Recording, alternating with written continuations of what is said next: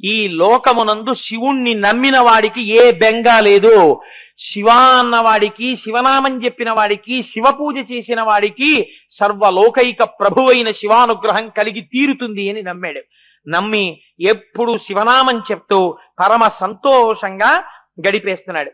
ఇలా గడిపేస్తుండగా ఒకానొక నాడు నారద మహర్షి అక్కడికి వచ్చారు. నారద మహర్షి వచ్చి ఆ మృకండు మహర్షి యొక్క భార్యని చూశారు. నారద మహర్షి వచ్చారు, ఆయనకి అర్ఘ్యపాద్యాదులను సమర్పించారు. ఎంతో పొంగిపోయారు. పొంగిపోయిన తర్వాత చాలా బాగుంది, కానీ చాలా సంతోషంగా ఉంది, మీ ఇల్లు చూస్తుంటే ఎంత పొంగుగా ఉంది, మృకండుడా నీకు తగిన కుమారుడు లభించాడోయ్. కానీ ఒక్క విషయం మీకు జ్ఞాపకంలో ఉందా? ఈ పిల్లవాడికి 15వ సంవత్సరం వెళ్ళిపోయి 16వ సంవత్సరం వచ్చేసింది. 16వ సంవత్సరం కూడా కొద్ది రోజులలో పూర్తి అయిపోబోతోంది. 16వ సంవత్సరం పూర్తయిపోయిన పుట్టినరోజు నాడే ఉపద్రవం కూడా వచ్చేస్తుంది. ఇంత మనసు పెంచుకున్నారే, ఇంత మంచి పిల్లవాడే, ఇంత తల్లిదండ్రుల్ని సేవిస్తాడే, ఇంత శివభక్తుడే, ఇలాంటి పిల్లవాడికి ఏదైనా జరగరానిది జరిగిపోతే మీరు తట్టుకోగలరా? ఈ పిల్లవాడి ఆయుర్దాయం అయిపోతోంది కదా అని నారదుడు ఈ మాట చెప్పగానే మొట్టమొదట భూమి మీద పడిపోయి ఆవు దూడ కనపడకపోతే అంబారావం చేస్తూ పరిగెత్తినట్టు పిల్లాన్ని తలుచుకుని మార్కండేయ మార్కండేయ అని పిలుస్తూ ఆడుకుంటున్న పిల్లాడి దగ్గరికి పరిగెత్తి నేల మీద పడి పొర్లుతూ గుండెలు బాదుకుని మరుద్వతి ఏడుస్తోంది. కొద్ది రోజుల్లో వాడు వెళ్ళిపోతాడన్న సత్యాన్ని భరించలేక ఇంత తపోనిష్టాగరిష్ఠుడైనటువంటి మృకండు కూడా ఆ దుఃఖం ఓర్చుకోలేక కింద పడి దుల్లి ఏడుస్తున్నాడు. ఇంతలో మార్కండేయుడు గబగబా లోపలికి వచ్చాడు. 16 సంవత్సరముల పిల్లవాడు. ఆయన అన్నాడు, ఎందుకు ఏడుస్తున్నారు మీరు అని అడిగాడు. కుందగనేల మీరిటులా కోమల చంద్ర ధరుండుండె భక్తులకు వందురనీక సాకునదెవాసి సుమి అల శూలపాణికే గందరగోళమున్గొనక గాదిలి పుత్రుడ పింపు పొంచు మున్ముందుగా పంపుడంత శుభముల్ సమకూరు తొలంగు అంగదల్. ఆయన వచ్చి, ఎందుకమ్మా ఏడుస్తున్నారు, ఏమవుతుందని ఏడుస్తున్నారమ్మా అని అడిగాడు. ఈ ఉన్న సత్యాన్ని వాళ్ళు ఎరుకలో పెట్టారు. ఆ పిల్లవాడి ముఖంలో మాత్రం ఏ విచారం లేకుండా అలా నిలబడి ఉన్నాడు నవ్వుతూ. ఇప్పుడు నారదుడు అన్నాడు, వాడి భక్తి, వాడి విశ్వాసం, వాడి ధృతి, వాడి ధైర్యం చూశారా? మీరు ఏ తపస్సు చేస్తే వాడు పుట్టాడో ఇప్పుడు వాడే తపించగలిగిన శక్తితో ఉన్నాడు. వాడే శివుడున్నాడు, రక్షించి తీరుతాడన్న పూనికతో ఉన్నాడు. కాబట్టి మీరు శివార్చనని పెంచండి, మీరు శివానుగ్రహానికి తపస్సు మొదలు పెట్టండి.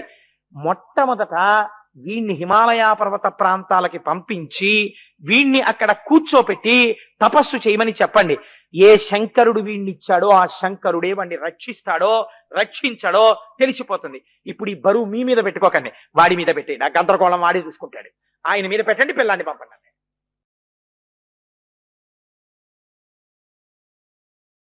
పరిశోధకులు అంటారు, ఒక చిత్రమైన మాట చెప్పారు. నేను ఎప్పుడైనా శ్రీకాళహస్తి వెడితే ఈ విషయాన్ని ఒక్కసారి పెద్దలు ఎవరైనా అక్కడ ఉన్నవారిని అడగాలి అని అనుకుంటుంటాను.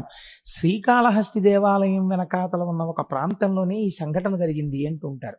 పరమాచార్య స్వామి వారు కూడా ఎక్కడో ఒక చోట ఈ మాట అన్నట్టు నాకు జ్ఞాపకం. తర్వాత ఎప్పుడో నేను పుస్తకాలు జాగ్రత్తగా చూడవలసి ఉంది దాని గురించి. అది నిజంగా మన ఆంధ్రదేశంలోనే జరుగుంటే అంతటి పవిత్ర భూమి మనం ఉన్న చోట ఉందని ఒక తృప్తి. కాబట్టి ఇప్పుడు అమ్మవారు ఇంద్రుణ్ణి కూర్చోపెట్టి బ్రహ్మమునకు సంబంధించినటువంటి సమస్త జ్ఞానమును ఉపదేశించేసింది. నీ అంత నీవుగా కాదు, ఈ లోకములో ఎవ్వరికీ కూడా శక్తి లేదు. శక్తి అన్నది ఏదైనా ఉంటే శరీరమునందు శక్తి రూపేణ సంస్థిత, ఆ తల్లియే శక్తి రూపంలో ఉంది.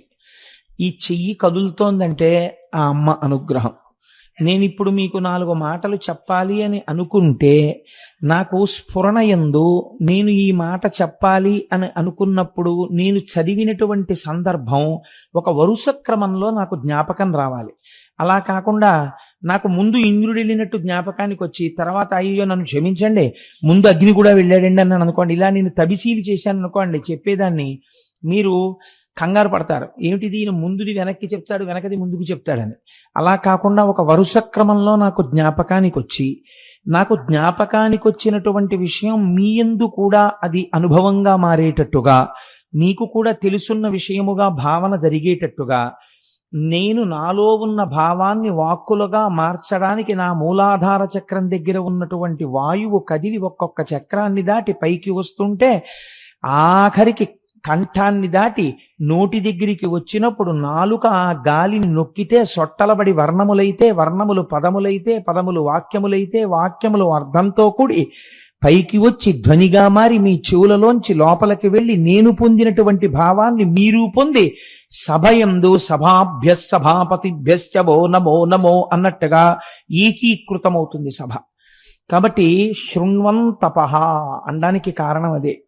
వింటున్నప్పుడు ఎంత ఎక్కువ మంది వింటున్నారు అన్నది కాదు, అందులో ఏకాగ్ర దృష్టితో ఎవరో ఒకరు వింటూ ఉండవచ్చు సభలో. మమేకమై చెవులే పనిచేస్తుండగా మిగిలిన ఇంద్రియములన్నీ పనిచేయడం ఆగిపోయి తదేక దృష్టితో వింటూ ఉంటారు. అలా వింటున్నప్పుడు ఏమవుతుందంటే వారి యొక్క కేంద్రీకృతమైన దృష్టికి భంగపాటు కలిగితే అది తపోభంగము కిందే లెక్కకొస్తుంది. అలా ఏ కారణం వల్ల, ఏ ధ్వని వలన వింటున్న వాళ్ళ యొక్క దృష్టి చెదిరిందనుకోండి, నిష్కారణంగా ఏమవుతుందంటే తెలియకపోయినా ఎవరు అలా అవతల వారి దృష్టిని పాడు చేశారో వాళ్ళ ఖాతాలో ఆ తపోభంగమైన ఫలితం పడిపోతుంది. కాబట్టి సభలో కొంచెం మర్యాదగా ఉండండి, చప్పుడు చేయకండి అనడానికి కారణం ఇది. కాబట్టి సభాభ్య అది ఈశ్వర స్వరూపము, దాని యందు కొంచెం నమ్రతతో ఆ వినయంతో ప్రవర్తించవలసి ఉంటుంది.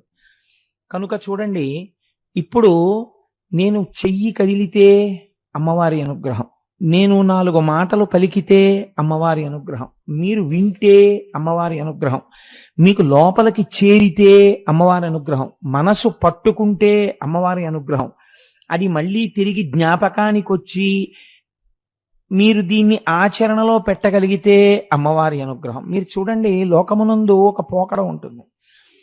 తెలుసుకోవడం వేరు, తెలియకపోవడం వేరు. మీరు చాలా జాగ్రత్తగా గమనించవలసి ఉంటుంది. ఉద్ధరణ దేని వలన కలుగుతుందంటే తెలుసుకోవడము వలన కలగదు. మీరు బాగా జ్ఞాపకం పెట్టుకోండి. మీకు ఇత పూర్వం ఏదో ఒక విషయం తెలియదు, మీరు ఇప్పుడు తెలుసుకున్నారు కొత్తగా.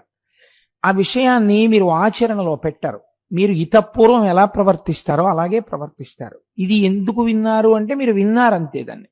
ఇప్పుడు అది ఏమైంది అంటే మీకు తెలియబడినది, ఇలా ఉండాలి అని మీకు తెలుసు, కానీ మీరు అలా ఉండరు. అలా ఉండకపోవడాన్ని శాస్త్రం ఏమని పిలిచిందో తెలుసా అండి? శ్రద్ధాహీనత్వము చేత రాక్షస ప్రవృత్తి ఉన్నవాడు అని పిలిచింది. ఇదే రావణ ప్రవృత్తి. అన్నీ తెలుసు, కానీ తెలుసుకున్న ఏది ఆచరణలోకి రాదు. అలా ఆచరణలో పెట్టకుండా ఉండడం రాక్షస ప్రవృత్తి. చిత్తవృత్తి రూపంలో రాక్షసుడు లోపల కూర్చుని తెలుసుకున్న దాన్ని ఆచరణలో పెట్టనివ్వడు. అందుకని తెలుసుకోవడం ప్రధానమా, తెలుసుకున్నది ఆచరణలో పెట్టడం ప్రధానమా? తెలుసుకున్నానండి వల్ల ఉపయోగం ఏమి ఉండదు. తెలుసుకున్నది ఎంతవరకు ఆచరణలో పెడుతున్నారో కొన్ని విషయాలు ముఖాలు చూస్తేనే తెలుస్తాయి కదండి. కాబట్టి ఆచరణ లేని తెలుసుకోవడం రాక్షసత్వమును మాత్రమే ప్రకాశింపచేస్తుంది. కాబట్టి తెలుసుకున్నది ఆచరణలోకి రావాలి. కాబట్టి ఇప్పుడు ఆచరణలోకి రావాలంటే ఏమవ్వాలి? మీ మనస్సు అంగీకరించి ఇది మంచి కాబట్టి దీన్ని నువ్వు పాటించు అన్న విషయంలో మీ మనస్సు మీకు లొంగగలిగి ఉండాలి. ఇలా లొంగడం ఒక శక్తి. మీకు లొంగకపోతే కదండి మీలో మార్పు రాదు. లొంగిందనుకోండి మార్పు వచ్చేస్తుంది. కాబట్టి ఈ మార్పు రావడం ప్రధానమైన ఉద్దేశ్యము శాస్త్రమునందు. అలా రాలేదనుకోండి అర్థం ఏమిటో తెలుసా అండి? ఇంకా అమ్మవారు తన మాయనే వారి మీద ప్రసరింపచేస్తున్నది అని గుర్తు. అంటే పూర్ణ భక్తిత్వం ఏర్పడలేదన్నమాట. అందుకే ఆ మాయ తొలగలేదు, ఇంకా మాయ యందు కొట్టుమిట్టాడుతున్నాడు. కనుక మీరిప్పుడు చూడండి, లోకములో తెలుసుకోవాలన్న కుతూహలం దగ్గర నుంచి తెలుసుకున్నది ఆచరణలోకి రావడం వరకు, మనస్సు ముఖం అవడం వరకు అన్నీ అమ్మవారి అనుగ్రహముగానే ఉంటాయి. అందుకే జగదంబ అనుగ్రహం లేకుండా అమ్మవారి యొక్క అనుగ్రహము లేకుండా శివాభిముఖుడు కావడము, ఈశ్వరాభిముఖుడు కావడము జరగదు. శాస్త్రం తేటతెల్లం చేసింది. దీన్నే పోతన గారు గొప్ప శ్రీ విద్యోపాసకుడు అండి. ఆయనకి శ్రీ విద్యలో తెలియని రహస్యాలు లేవు. అందుకే యాదేవి సర్వభూతేషు శక్తి రూపేణ సంస్థిత అనేటటువంటి వాక్యాలను ఆయన ఎంత గొప్ప కందపద్యం కింద మార్చేశారో తెలుసా అండి. బలయుతులకు దుర్బలులకు బలమెవ్వడు, నీకు నాకు బ్రహ్మాదులకు బలమెవ్వడు, ప్రాణులకును బలమెవ్వండట్టి విభుడు బలమసురేంద్ర అన్నారు. ఆయన పుంస్వరూపం మీద పెట్టారు. అది దాని స్వరూపం పుంస్వరూపమా స్త్రీ స్వరూపమా పక్కన పెట్టేసేయండి. స్త్రీ పురుష నపుంసకమూర్తియును కాక తిరియ కమర నరాది మూర్తియును కాక కర్మ గుణభేద సరసత్ప్రకాశి కాక వెనుక నన్నియుతానగు విభుతలంతో. కాబట్టి ఇది అమ్మవారి అనుగ్రహము అని పిలుస్తారు. ఇది ఇంద్రుడికి మాత్రమే బోధ చేయబడింది అంటే కేనోపనిషత్తులో వచ్చినటువంటి విషయంగా కానీ, శివమహాపురాణంలో వచ్చినటువంటి విషయంగా కానీ మీకు ఏమీ ఉపయోగం ఉండదు. బాగా జ్ఞాపకం పెట్టుకోండి. ఎందుకో తెలుసా, మీరు ఎప్పుడూ గుర్తుపెట్టుకోవలసింది ఏమిటంటే, మీరు ఏదైనా వ్యవహారమును చేస్తే మీ లోపల ఒక భావన ఉండాలి. మీరు 10 మాటలు పైకి చెప్పక్కర్లేదు, ఒక భావన మీకు ఉండాలి. ఏమిటో తెలుసా అండి ఆ భావన? ఇది అమ్మవారి అనుగ్రహం చేత నేను చెయ్యగలుగుతున్నాను. నేను మీకు ఒక తేలిక ఉదాహరణ చెప్తాను, మీరు పట్టుకుంటారు. ఆఫీస్కి ఒక టాప్ బాస్ ఉంటాడు. ప్రతి ఆఫీస్కి ఒక పెద్ద అధికారి. ఆ అధికారి ఒక 2000 మంది ఉద్యోగుల్లో ఒక ఉద్యోగిని నమ్మాడు. ఆ ఉద్యోగిని నమ్మి ఆయన ఏం చేస్తుంటాడంటే ప్రతి విషయానికి ఈయన మీద ఆధారపడతాడు. ఇప్పుడు అసలు ఈయన హాయిగా 10ంటికి ఆఫీస్కి వెళ్ళచ్చు, 5:30 అయ్యేటప్పటికి తిరిగి వచ్చేయచ్చు. కానీ ఈయన పరిస్థితి ఏమిటంటే అందరికన్నా ముందు తెల్లవారుజామున 5 గంటలకే ఈయన బయలుదేరిపోతుంటాడు. ఎందుకంటే ఆయన ఫోన్ చేస్తారు. ఫోన్ చేసి, అబ్బాయి నువ్వు బలానా చోటుకెళ్ళి ఇవాళ ఒక్కసారి అక్కడ విషయం కనుక్కొని 10 అయ్యేటప్పటికి ఆఫీస్కి వచ్చి నాకు చెప్పాలంటారు. ఈయన అక్కడికి వెళ్ళారనుకోండి, అక్కడ వాళ్ళందరూ భయపడతారు. ఎందుకంటే ఈయన అధికారి కాడు, ఈయనకేం చర్య తీసుకునే అధికారం లేదు. కానీ ఈయన చూసి ఏది చెప్తున్నాడో దాన్ని బట్టే ఆ పై అధికారి యొక్క అనుగ్రహము కానీ ఆగ్రహము కానీ ఉంటాయి. కాబట్టి ఇప్పుడు ఆయనకి ఏమిటి ఉత్సాహం? ఈయనకి కొత్తగా జీతం ఏం పెరగదు. తెల్లవారుదామున 5 గంటల నుంచి రాత్రి 11 వరకు ఆఫీసులో ఉంటాడు. ఎందుకుంటాడు? ఒక్కటే కారణం, పై అధికారి యొక్క మన్నన నేను చూరగొన్నాను. పరమాచార్య స్వామి ఇదే చెప్పేవారు. మీరు పరమేశ్వరుణ్ణి ఒక్క అరగంట సేపు పూజ చేసుకుంటే నీ చేశాననకూడదు. పై అధికారి యొక్క మన్నన పొందాను నేను, ఇవాళ తెల్లవారకట్టే వెళ్ళి అక్కడ కనుక్కొచ్చి ఆయనకి చెప్పడం వల్ల ఎంత మంచి పని చేసావా, నువ్వు కరెక్ట్ గా చెప్పావు, నీ వల్ల నేను రైట్ యాక్షన్ తీసుకోగలిగాను, లేకపోతే నాకు అదుపు తప్పు ఉండేది డిస్ట్రిక్ట్ అని పై ఆఫీసర్ అంటే it's a pat on his shoulder, పొంగిపోతాడు అంతే ఆయన. అలా మీరేమనుకోవాలంటే ఒక పూజ చేస్తే ఇది అమ్మవారి అనుగ్రహం. నాతో నా తల్లి ఇవాళ 1 గంట పూజ చేయించింది. ఎందరో 1 గంట పూజ చేయలేకపోయిన వాళ్ళు ఉన్నారు. నా అదృష్టం, నా తల్లి నాతో పూజ చేయిస్తోంది. నా తల్లి నాతో సమంత్రకమైన విభూతి ధారణ చేయిస్తోంది. నా తల్లి నాతో సంధ్యావందనం చేయిస్తోంది. నా తల్లి నాతో దేవాలయానికి దర్శనం చేయిస్తోంది. నా తల్లి నా చేత ఎన్నో విషయాలు చెప్పించింది. ఇవన్నీ ఎందుకు చెప్పిస్తోంది ఆవిడ? నన్ను ఉద్ధరించడానికి. నా యందు అమ్మ కృప ఉంది. అమ్మ కృప ఉండబట్టే నాకేం చేత కాకపోయినా అమ్మవారు నన్ను కూర్చోబెట్టి నాలోంచి పలికి నన్ను ధన్యుణ్ణి చేస్తోంది. ఇప్పుడు మీరు ఈ అనుగ్రహం పోగొట్టుకోవడానికి ఇష్టపడతారా? ఆఫీసర్ గారు అనుగ్రహం పొందాలనుకున్నవాడు ఆఫీసర్ గారు పిలిచి, ఏమయ్యా ఇవాళ నువ్వు కొంచెం అక్కడికి వెళ్ళాలంటే, నేను వెళ్ళనండి, నేను తిరగలేకపోతున్నాను, నేను వెళ్ళను అన్నాడు అనుకోండి. అయితే మానే అని చెప్పి ఇంకో ఆయన దగ్గరికి వెళ్ళి ఇంకొక ఆయన్ని పిలిచి ఆయనతో చేయించుకుంటాడు. ఆయనకి ఏం ఇబ్బంది లేదు, ఆయన పని జరగకపోతే ఆయన ఎవరిని పిలిస్తే వాడే ధన్యుడు, ఆయనతో చేయించుకుంటాడు. కానీ మీరు 4 రోజులు సీట్లో 10ంటికి వచ్చి మామూలుగా కూర్చుంటే మిగిలిన వాళ్ళందరూ ఏంటంటే ఈ మధ్య అసలు మిమ్మల్ని ఆఫీసర్ గారు ఏం పిలవట్లేదు, ఎక్కడికి పంపించట్లేదు, అయిపోయింది ఏంటి మీ చాప్టర్ ఇంకా పోయిందా, ఏమైనా డిఫరెన్సెస్ వచ్చాయా అని మొదలెడతారు. చూడండి మీరు ఇది ఈశ్వరానుగ్రహము కాదు నా ప్రజ్ఞ అన్నారనుకోండి, 3 రాయల దంది కింగ్ గా ఉన్నాడంటే ఇలాగే దూరం పెడతారు. కాబట్టి ఇది నేర్చుకోమని అమ్మవారు ఎంత గమ్మత్తుగా చెప్పిందో చూడండి. ఏం చెయ్యండి, చేస్తూ ఉండాలి. కానీ ఏది చెయ్యండి అంటే నా ఉద్దేశంలో అన్ని పనులు అని కాదు, వేదం అంగీకరించిన మంచి పనులు చేస్తూ నేను చేశానని అనకూడదు. అమ్మవారు చేయిస్తోంది. ఇది అమ్మవారి పూజ అంటే.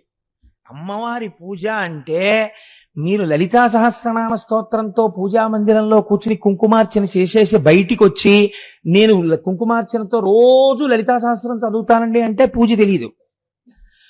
అయా ఏం చేస్తున్నారండి అని అడిగారు అనుకోండి, నా అదృష్టం అండి అమ్మవారు ప్రతిరోజు లలితా సహస్రంతో నాతో కుంకుమార్చన చేయిస్తుంటుంది అన్నారు అనుకోండి, మీరు పూజ చేస్తున్నారు.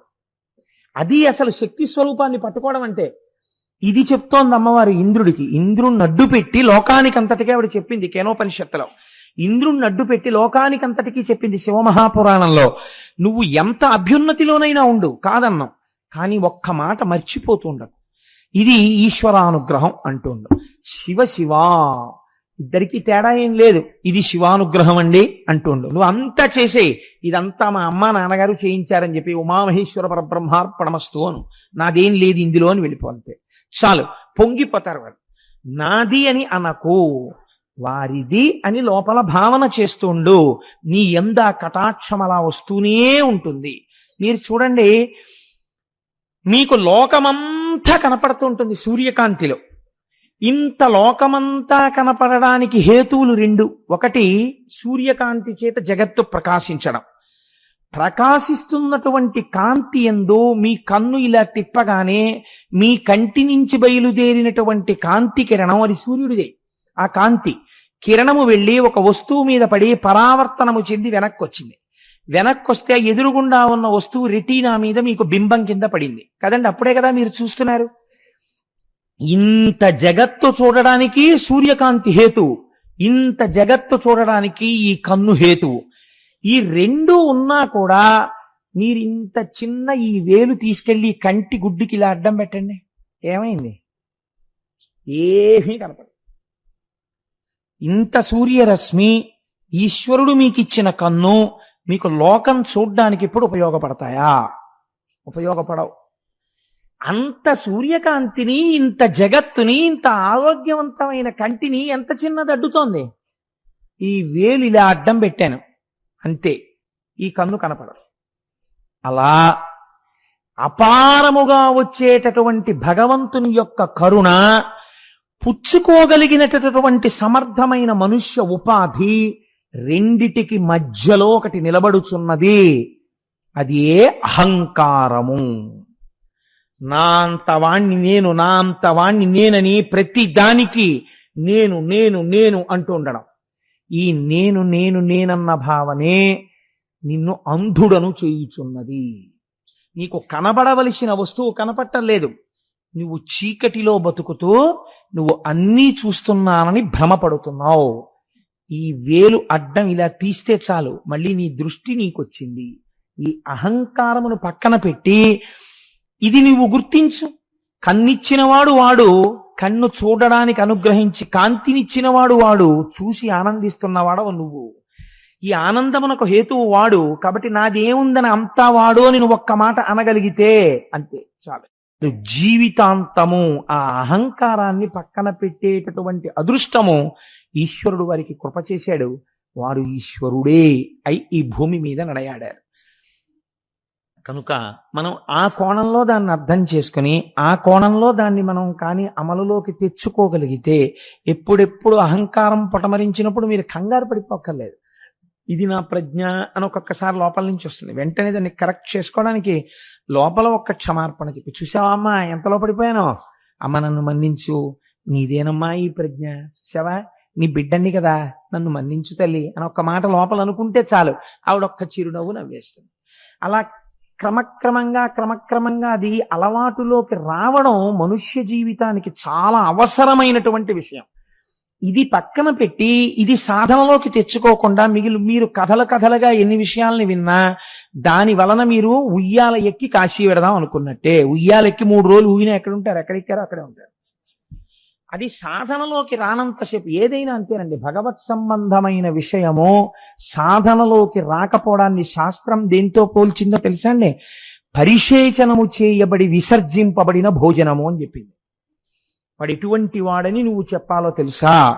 వాడు భోజనం పెట్టగానే వాడు పరిశేచనం చేస్తాడు, అంటే నీటిని తిప్పి మంత్రం చెప్తాడు. వాడు తినడు, లేచి వెళ్ళిపోతాడు. పరిశేచనం చేసి భోజనం దగ్గర నుంచి లేచి తినకుండా వెళ్ళిపోయినటువంటి వాడు ఎంత పాపాత్ముడో, ఎంత పద్ధతి తెలియని వాడో తెలుసుకుని ఆచరణ ఎందు పెట్టని వాడు అటువంటి వాడే. కాబట్టి వాడు రాక్షసుడగుచున్నాడు. తెలుసుకున్నది ఆచరణాత్మకము అయి తీరవలే. కాబట్టి ఇది అవడానికి మీకు అమ్మవారి అనుగ్రహం కావాలి. అందుకని జగదంబ యొక్క పూజ ఎవ్వరికైనా తప్పదు. అమ్మని ఆరాధించవలసినదే. అమ్మని అనేక రూపాలలో ఆవిడే అనుగ్రహిస్తూ ఉంటుంది. నిన్నటి రోజున చూడండి, గౌరీ పూజ చేయకుండా ఉంటే, గౌరీ పూజ సరిగ్గా చెయ్యకపోతే మీ ప్రారంధం ఏదో మీరు అనుభవిస్తారంతే. భర్తకేదో గండం ఉంది, ఎవరు తొలగించగలరు? తల్లి తొలగించలేదు, తండ్రి తొలగించలేడు, అత్త తొలగించలేదు, మామ తొలగించలేడు, తాను తొలగించలేదు. ఎవరు తొలగించగలరు? మంగళసూత్రములో తల్లి సర్వమంగళాదేవత ఉంది. ఈ సర్వమంగళాదేవతని నువ్వు కట్టుకున్నప్పుడు మెడలో నీ వివాహమునకు ముందు ఒక్కసారి గౌరీ పూజ సరిగ్గా చేసి పీటల మీద కూర్చుంటే ఈ ప్రారబ్ధము దిద్దబడుతుంది. అమ్మవారి అనుగ్రహం కలిగితే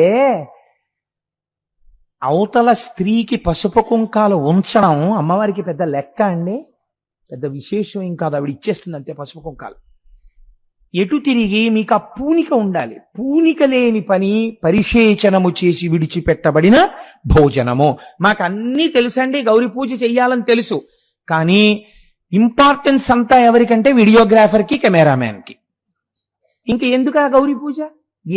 ఎవరిని ఉద్ధరించడానికి అది కాదు. నిజంగా నీ కూతురు అభ్యున్నతి గురించి నువ్వు కోరుకున్న వాడివైతే నువ్వు వీడియో తీయించుకోవద్దని నేను అంటలేదు.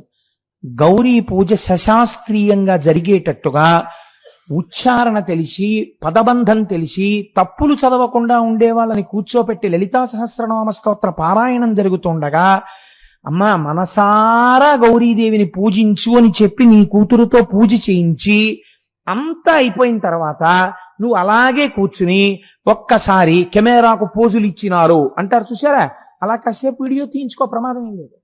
కానీ నువ్వు పూజకి వాళ్ళ తప్పని నేను అన్నాను, ఎందుకంటే వాళ్ళ ప్రొఫెషన్ అది, వాళ్ళు అలా తీస్తే ఒప్పుకోరు కదా మీరు. అందుకని వాళ్ళు ఏమంటారు, ఇటు చూడండి అంటారు.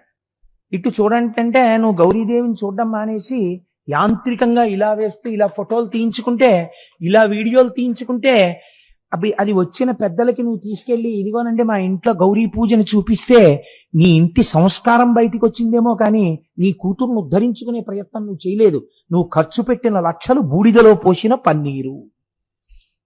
అందుకని నిజంగా చెయ్యాలంటే ఆచరణాత్మకమై ఉండాలి విద్య. కాబట్టి ఆచరణ యందు పెట్టవలే. ఇదే ఉమానుగ్రహము అని పిలుస్తుంది శాస్త్రం. అటువంటి అనుగ్రహం మనకి అమ్మవారి యొక్క అనుగ్రహంగా కలగాలి అని మనం తల్లిని ప్రార్థన చేద్దాం. ఇవాల్టి రోజున కృష్ణపక్షంలో వచ్చినటువంటి విధియ, ఇది దాటితే తదియ కదండి. శాస్త్రం ఏమంటుందంటే శుక్లపక్షంలో వచ్చేటటువంటి విధియ కాని తదియ నాటి చంద్రరేఖ ఆకాశంలో ఎలా ఉంటుందో ఆ చంద్రరేఖయే పార్వతీ పరమేశ్వరుల యొక్క కిరీటము మీద ఉండేటటువంటి చంద్రరేఖ. ఎప్పుడైనా అసలు వాళ్ళిద్దరి కిరీటాల మీద ఎలాంటి చంద్రరేఖ ఉంటుందో చూడాలి అని అనుకుంటే శుక్లపక్షంలో ఆకాశం వంక చూడాలి. చూస్తే అక్కడ కనపడే చంద్రరేఖ ఎలా ఉంటుందో అదే చంద్రరేఖ పార్వతీ పరమేశ్వరుల కిరీటం మీద ఉంటుంది. పైగా అలా దర్శనం చేయడం చాలా మంచిది కూడా. అలా మీరు భావన చేసి ఒక్కసారి ఆకాశంలో ఆ కిరీటం వంక చూస్తే మీకు తెలియకుండానే ఎన్నో అభ్యున్నతులు కలుగుతాయి. అందుకే ఆ చంద్రుడి మీద సౌందర్యలహరిలో శంకర భగవత్పాదులు ఇన్ని శ్లోకాలు ఇచ్చారు. అలా ఆ చంద్రరేఖని కలిగినటువంటి వాణ్ణి చంద్రశేఖరుడు అని మనం పిలుస్తాం. ఆ చంద్రశేఖరుని యొక్క ఇల్లాలే అమ్మవారు. వాళ్ళిద్దరి యొక్క కిరీటాల మీద చంద్రరేఖలుంటాయి. కళాభ్యాం చూడాలంకృత శిశి కళాభ్యాం అంటారు శంకరాచార్యులు వారు. ఇప్పుడు ఆ చంద్రశేఖరుణ్ణి స్తోత్రం చేసి ఒక ఆయన ఆశ్చర్యకరమైన విషయాన్ని ఈ లోకంలోకి తీసుకొచ్చాడు. ఆయన ఏమి తీసుకొచ్చాడు, ఆయన గొప్పతనం ఏమి? అందున దీని గొప్పతనం ఏమిటంటే, నేను ఎందుకు ఇవాళ దీని గురించి చెప్పాలి అని అనుకున్నానంటే, ఇది మాఘమాసంలో జరిగినటువంటి కథ. ఇది మాఘమాసంలో ఎవరైనా వింటే వాళ్ళకి విశేషమైనటువంటి ఫలితం కలుగుతుంది అని శాస్త్రవాక్కు.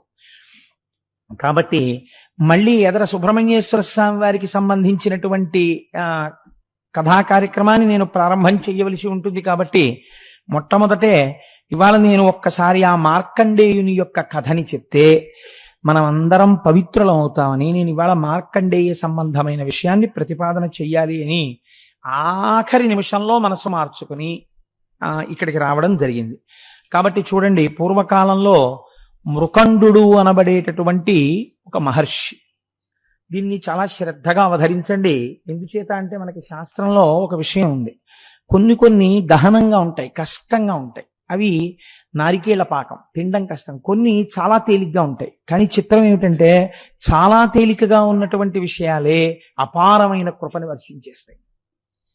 అలాంటి వాటిల్లో మార్కండేయుని యొక్క కథ ఒకటి.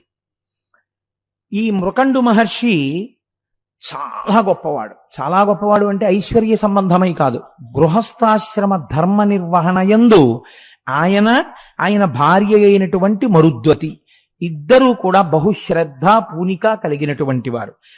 శ్రీహిమభూధరాంతికము చెందిన పుణ్యవన ప్రదేశమందా హరిదశ్వతేజుడు మహాత్ముడునైన మృకండు మౌని తద్గేహినియౌ మరుద్వతి సతీతిల కంబును భూరి శిష్య సందోహము కొల్వగా నియతితో శివుని కొల్చుచునుండే ఇచ్చలున్.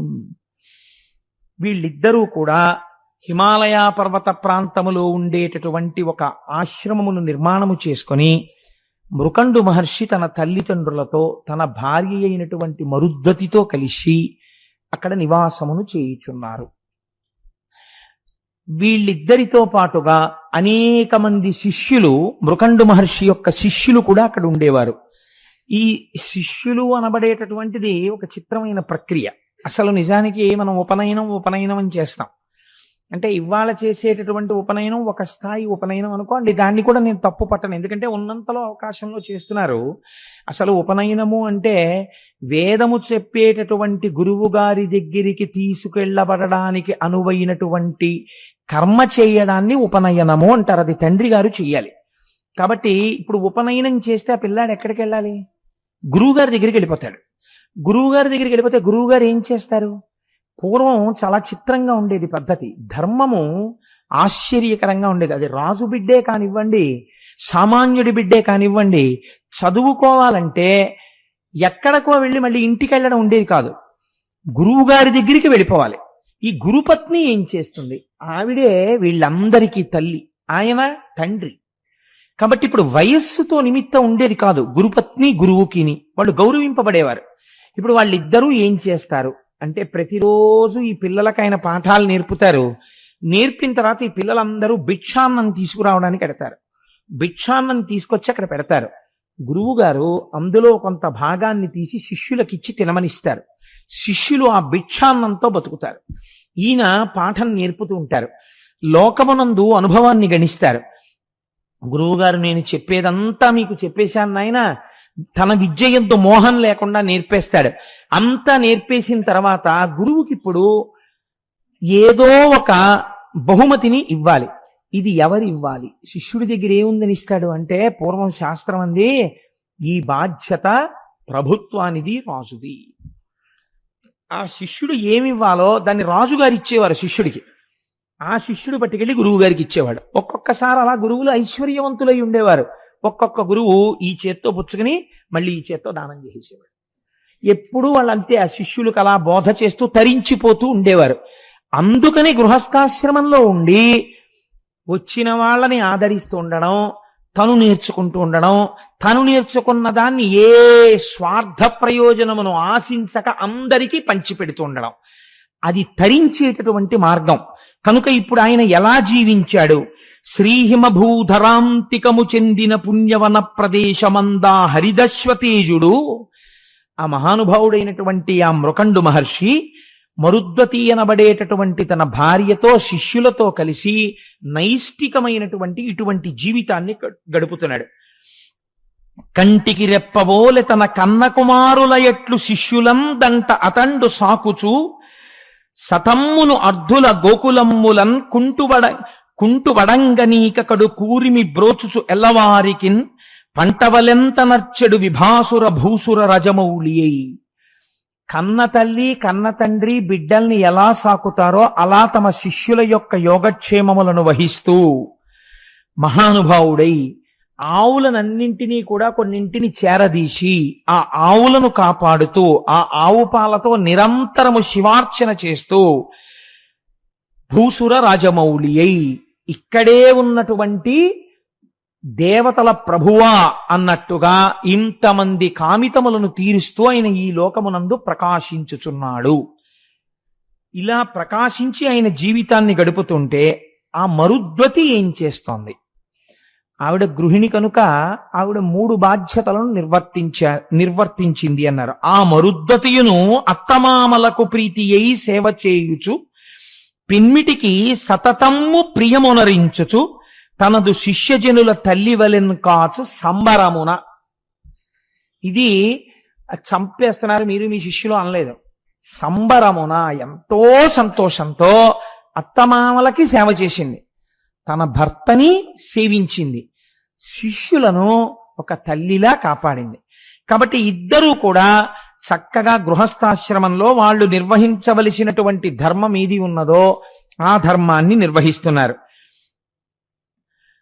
ఆ ముని దంపతుల్ సతతమావని యందు గృహస్థ ధర్మమున్ బ్రేముడి నిర్వహింపుచును పెంపెసగంగ వసించిరేలకో ఆ మహనీయమూర్తులకు అక్కట సంతతి లేకయుండే వారేమియు చింతసేయకయ ఈశ్వరు కొల్చుచునుండి రింబునన్.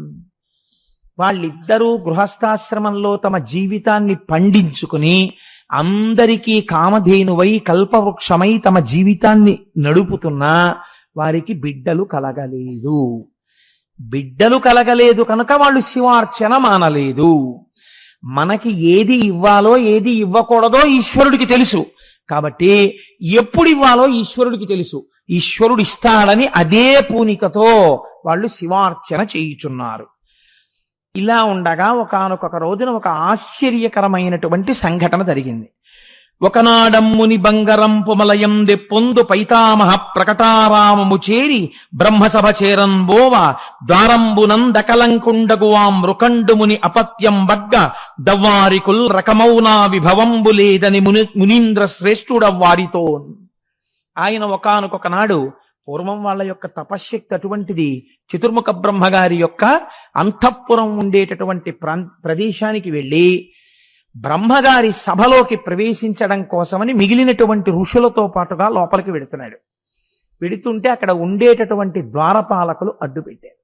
మీరు లోపలికి వెళ్ళకూడదు అన్నారు. ఆయన ఆశ్చర్యపోయాడు. ఏమి నేను ఎందుకు వెళ్ళకూడదు అన్నాడు. అపత్యం వద్గా అన్నారు. నీకు సంతానము లేదు, సంతానము లేనటువంటి కారణము ఉన్న సందర్భంలో నీకు బ్రహ్మసభా ప్రవేశార్హత లేదు. ఎందుకని? ఇక్కడ మీరు ఒక ప్రశ్న అడగచ్చు, ఎందుకంటే అంత గట్టిగా పట్టుకోవడం అంటే శాస్త్రవాక్కు మీకు నేను చెప్తాను. వాళ్ళు కావాలని అవమానించడం వాళ్ళ ఉద్దేశ్యం కాదు. పితృరుణం తీరదు. తాను కూడా ఒక కొడుకుని కనకపోతే పితృరుణం తీరదు. కాబట్టి సంతానమును కని తీరాలి. పైగా వివాహం ఎవరైనా చేసుకోకపోతే వాళ్ళ తల్లిదండ్రులు పొందే అదృష్టం ఏమిటో తెలుసా అండి? బ్రహ్మచర్యంలోనే ఉండిపోయాడు అనుకోండి, పోనీ ఏదో చిట్ట చివర తురియాశ్రమంలోకి వెళ్లకుండా ఇటు గృహస్థు కాడు, ఇటు బ్రహ్మచారి, ఇటు ఆ వివాహం చేసుకోకుండా అలా ఉండిపోతే ఇలాంటి బిడ్డన్ని కన్నారు కాబట్టి వాళ్ళ తల్లిదండ్రులందరినీ తిరగేసి చెట్లకు కట్టేస్తారు. మీరు దేవి భాగవతంలో దీనికి సంబంధించి ఒక కథ ఉన్నది. అందుకే నేను పెళ్లి చేసుకోను అని అనరాదు, పెళ్లి చేసుకొని తీరాలి. ఇవాళ కలియుగం కదా, నాకు చాలా మూఢులైన వాళ్ళు కొంతమంది కనపడుతుంటారు. నేను పెళ్లి చేసుకోండి అంటుంటారు. నాకు ఈ మధ్య ఆయన అమెరికా నుంచి ఫోన్ చేశాడు. నేను భగవత్ సంబంధమైన విషయాలు చాలా చదివానండి, విన్నాను, నేను పెళ్లి చేసుకోవద్దు అనుకుంటున్నాను, ఇలాగే ఉండిపోదాం అనుకుంటున్నాను, ఎందుకు ఈ లంపటం అని. నీకు సంకటం, పెళ్లి చేసుకో అని చెప్పాను. నువ్వు పెళ్లి చేసుకో, నీ కర్మ, పెళ్లి చేసుకోకపోతే పాడైపోతావు. శాస్త్రం అలా అంగీకరించలేదు. చక్కగా పెళ్లి చేసుకో, నువ్వేమి పాడైపోవు పెళ్లి చేసుకుంటే. ఎలా శాస్త్రాన్ని పట్టుకోవాలో అలా పట్టుకున్నవాడు పెళ్ళై తరించిపోతాడు తప్ప పాడైపోయేది ఏమీ ఉండదు. కాబట్టి వివాహం చేసుకుని పితృరుణం తీర్చుకో అని చెప్పాను. కాబట్టి ఇప్పుడు పితృరుణం తీరలేదు, ఇది దోషం. అందుకని అపత్యం వడ్గా, కాబట్టి నువ్వు బ్రహ్మసభలో ప్రవేశించడానికి వీల్లేదు, రుణం ఉండిపోయింది. కాబట్టి మీరు మరోలా భావించకండి.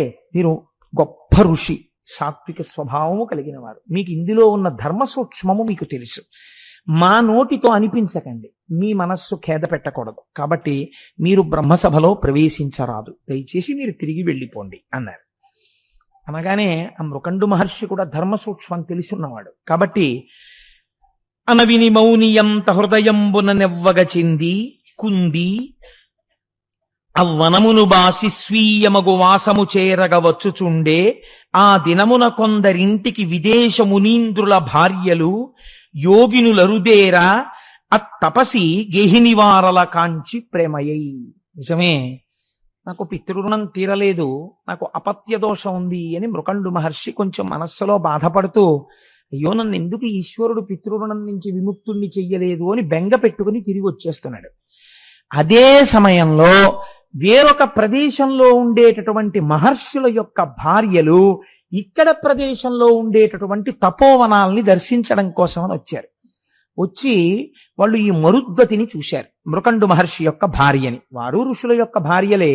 వాళ్ళు ఈవిడ్ని చూసి చాలా సంతసించి ఆవిడ ఇంట్లోకి వెళ్ళి, అమ్మా మాకు చాలా దూర ప్రాంతం నుంచి వచ్చాం, ఇక్కడ ఉన్న ప్రదేశాలన్నీ చూడ్డానికి, మాకు నువ్వు కొద్దిగా దేవతార్చనమునకు అవకాశం ఇయ్యగలవా? దేవతార్చనం అంటే భోజనం పెట్టడం కలిపి, కాబట్టి నువ్వు మాకు భోజనం పెట్టవలెను. అయ్యో మీ వంటి అతిథులు వచ్చినప్పుడు భోజనం పెట్టడానికే కదా గృహస్థాశ్రమంలో ఉన్నది, కాబట్టి మీరందరూ తప్పకుండా రండి, నాకు ఎంతో సంతోషం అని వాళ్ళందరినీ పిలిచి పంచభక్ష పరమాన్నాలతో చక్కటి భోజనం తయారు చేసి వాళ్ళకి పీటలు వేసి లేత అరిటాకులేసి అరిటాకులు నీళ్లతో తుడిచి కూర్చోపెట్టి వాళ్ళందరికీ వడ్డన చేసి, అమ్మా మీకు పరిశేచనానికి నీళ్లు వడ్డిస్తాను, కాబట్టి మీరందరూ భోజనాన్ని స్వీకరించండి అంది. అంటే వాళ్ళన్నారు, వారలుగని నీ బిడ్డల చేరబిలువుము, ఇట శిశులు చేరిన మేమున్ వారల బోసేయుదమిట ధీరమతి అనినా ఆమె దిగులు కొని అని. అమ్మా అలా మేము ఒక్కళ్ళం భోజనం చేయమమ్మా, మేము తల్లులమే కదా, నీ బిడ్డల్ని పిలువు, నీ బిడ్డలు కూడా ఇక్కడ కూర్చుంటే మేము నివేదన చేసుకుని మేము స్వీకరిస్తూ ప్రసాదమును వాళ్ళ చేతిలో కూడా ఉంచుతాం, ఆ పిల్లలతో కలిసి తినాలని మాకు కోరికగా ఉంది, నీ బిడ్డల్ని పిలమ్మా అన్నారు. అంటే ఆ మరుద్వతంది, నోములు నోచలేదు కొరనోముల దానను తల్లులారా, నన్నోముడి కిట్టులేనియును నోదనముల్ తగనరగించుడి, శ్రీ మహితుల్ దయానిధులు చల్వగు మీదు సమాగమంబికన్నామది వేట్ప తీర్పుడు ప్రణామములివ్యమునత్తు నర్మిలిన్. అమ్మా నేను తక్కువ నోములు నోచానమ్మా, నా నోములు ఫలించలేదు, నా కడుపు పండలేదమ్మా, నాకు బిడ్డలు లేరు, మీ వంటి తపస్వినులు ఇవాళ మా ఇంటికి వచ్చి అన్నం తిన్నటువంటి పుణ్యం చేత నా కడుపు పండుతుందనుకుంటున్నాను, కాబట్టి ఇంత కష్టపడి ఈ వంట చేశాను, మీరు స్వీకరించండి అని. అంటే వాళ్ళన్నారు, అనినా వారందరరసి రయమున పీట లవలికిన్ త్రోసి శిశులు లేనట్టి వారి అన్నములు మేము సాపడమంచు కదలిపోయిరి మరుద్దతియుకడు బొగులువగల. వాళ్ళు, అమ్మా ఏమనుకోకు, భర్త యొక్క పితృరుణం తీరడం కోసమే సంతానమును అపేక్షించి ఏ క్షేత్రముగా భార్యని స్వీకరించుచున్నాడు. మీ ఇద్దరూ కూడా మీరు ఎందుకు గృహస్థాశ్రమంలో ప్రవేశించారో తత్ఫలితాన్ని ఇప్పటికీ పొందలేకపోయారు, కాబట్టి అలా బిడ్డలు లేని ఇంట మేము భోజనం చెయ్యమమ్మా, ఏమనుకోకని చెప్పి పీటలు తోసేసి వాళ్ళు లేచి బయటికి వెళ్ళిపోయారు. వెళ్ళిపోతే ఆవిడ ఎంతో బాధపడుతూ ఏడుస్తూ కూర్చుంది. అయ్యో చూశావా, నాకు బిడ్డలు లేని కారణం చేత నేను మహాత్ములకు అన్నం పెట్టే అదృష్టాన్ని కోల్పోయాను అని. ఆ బాధపడుతున్నటువంటి సమయంలో మృకండు మహర్షి కూడా మనస్సులో చాలా కుందుతూ, అయ్యో బ్రహ్మసభలో ప్రవేశించలేకపోయానే సంతానం లేక అని బాధపడుతూ ఆయన ఇంటికి వచ్చాడు. ఇంటికి వచ్చేటప్పటికి ఇంతటి మహాపతివ్రత అయినటువంటి భార్య ఏడుస్తూ కూర్చున్నాడు. ఆయన వెళ్ళి, ఎందుకు ఏడుస్తున్నావు నువ్వు అని అడిగాడు. మునిసతులు వచ్చి వంచించి చనిన విధమునంతయును పూసగృచ్చిన ఎట్లు తెలిపి తిరుగ వందురుచుండునా ధీరుడాత్మ పరిభవంబును తెలిపి కరిని పలికే.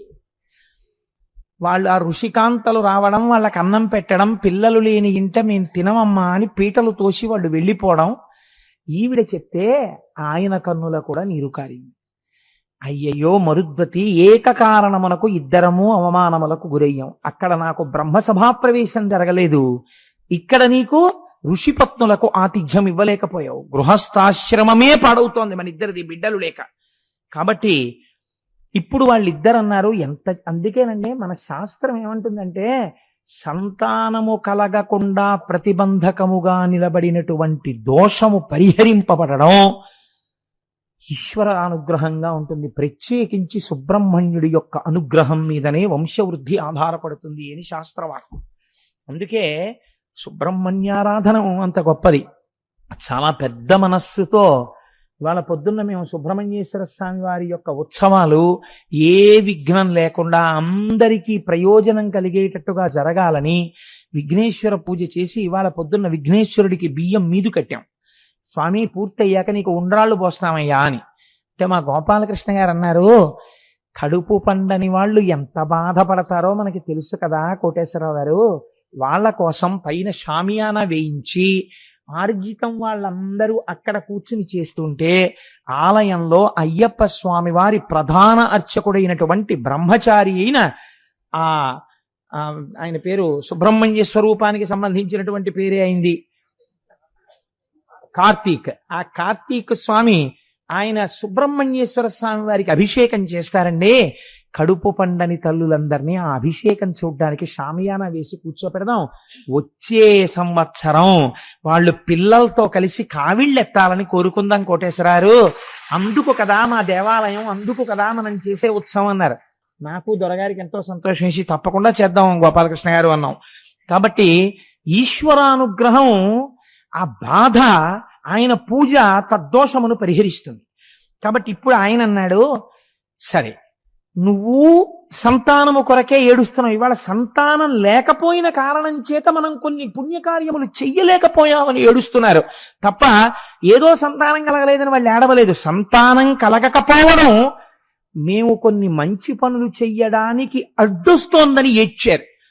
ఆయన అన్నాడు, వనరకుమింక దేవి భగవానుడు రజకిరీటుడున్నవాడు, అనితరతుల్యుడాతడు దయాళుడు భక్తవర ప్రదాత, అఘనుని గురించి నే తపము కాటముగానొనరించి మంచి పుత్రుని బడయంగజాలదు సరోజముఖి ముదమందునాత్మలో అన్నాడు. ఎందుకంత బెంగ పెట్టుకుంటావు? బెంగ పెట్టుకోకు, ఏడవడం ఎందుకు? వనరకుమింక దేవి, నువ్వు అలా బాధపడకు. భగవానుడు రజకిరీటుడున్నవాడు, ఇది ఉండవలసిన పూనిక. ఉన్నాడు ఈశ్వరుడు, వాడు రజకిరీటుడు. అనితరతుల్యుడాతడు దయాళుడు భక్తవర ప్రదాత. అనితరతుల్యుడు, ఆయన ఇంతవాడంతవాడిని చెప్పడం కుదరదు. ఇంత శక్తివంతుడై కారుణ్యామృత వర్షం కురిపించగలిగినటువంటి వాడు. కాబట్టి అఘనుని గురించి నే తపము కాటముగానొనరించి మంచి పుత్రుని బడయంగజాలదు సరోజముఖి ముదమందునాత్మలో. నేను ఆ పరమశివుడి గురించి తపస్సు చేస్తాను, మంచి కొడుకుని కంటాను. మామూలుగా అయితే కొడుకు పుడతాడు, కానీ వాడు పేరే తెస్తాడో పాడే తెస్తాడో ఈశ్వరుడికి తెలియాలి. నీకు ఆ బెంగ లేదు. నేను మంచి కొడుకుని కంటాం మనం, నువ్వు బెంగ పెట్టుకోకు, నేను తపస్సుకు పెడుతున్నాను అన్నాడు. అని ఆయన తపస్సు చేసుకోవడం కోసమని బయలుదేరి ఒక మారేడు వనమునందు శివలింగమును ప్రతిష్ఠించి ఆ శివలింగాన్ని రోజు అర్చన చేస్తూ తపస్సు చేస్తున్నాడు. కడగి ఫలమూల దళముల క్రమముగను విసర్జనము చేసి మారుతాశనమెగొనుచు రేయు బవలను ఏకాగ్ర రీతి శంభుధారణనొక కంటదవిలి యతండుదనరే. ఆయన రోజు రోజుకి భోజనాన్ని పరిత్యజిస్తూ, కొన్నాళ్లు నీళ్లు తాగుతూ, కొన్నాళ్ళు ఆకులు తింటూ, కొన్నాళ్లు గాలి మాత్రమే పీలుస్తూ ఘోరమైనటువంటి తపస్సు చేస్తున్నాడు. సతి గుణవతి అయిన మరుద్దతి తన పెనిమిటి నరయుచు తాను ఉమా సంయుతిని పశుపతిని మానక సతతము ముదిత గొలుచుచునుండే సముచిత భక్తిన్. ఆవిడేం చేస్తోంది? తపస్సు చేస్తున్నటువంటి భర్త గారికి కావలసినవన్నీ అందిస్తూ, తపస్సు చేసుకుంటున్న భర్త గారి యొక్క క్షేమమును విచారణ చేస్తూ తాను కూడా ఖాళీ సమయంలో పరమేశ్వరారాధనమును చేస్తోంది. ఆ పశుపతిని ఆరాధన చేస్తోంది. ఇలా ఆరాధన చేస్తున్నారు. ఇద్దరు దంపతుల యొక్క పూనిక ఏమిటంటే, ఆ ఈశ్వరానుగ్రహము చేత మనకి బిడ్డలు కలిగి తీరుతారు. వీళ్ళిద్దరిక్కడ తపస్సు చేస్తూనే ఉన్నారు, శంకరుడు ప్రత్యక్షం అవ్వలేదు. నారద మహర్షి కైలాసానికి వెళ్ళారు.